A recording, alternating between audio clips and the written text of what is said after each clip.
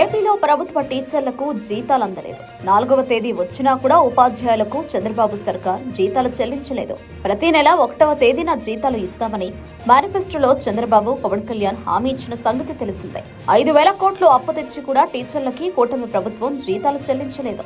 ప్రభుత్వ తీరుపై టీచర్లు ఆగ్రహం వ్యక్తం చేస్తున్నారు.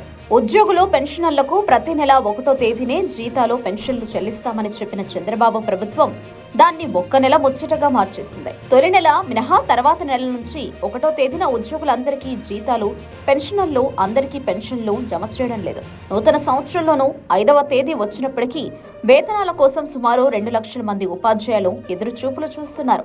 ఉపాధ్యాయులతో పాటు పలు శాఖల్లోని ఉద్యోగులకు ఈ నెల 1వ తేదీన వేతనాలు అందలేదు.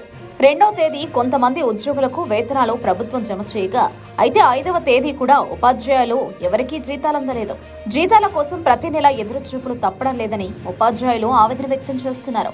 గత నెల కూడా ఉపాధ్యాయులకు 1వ తేదీన వేతనాలు జమ చేయలేదు.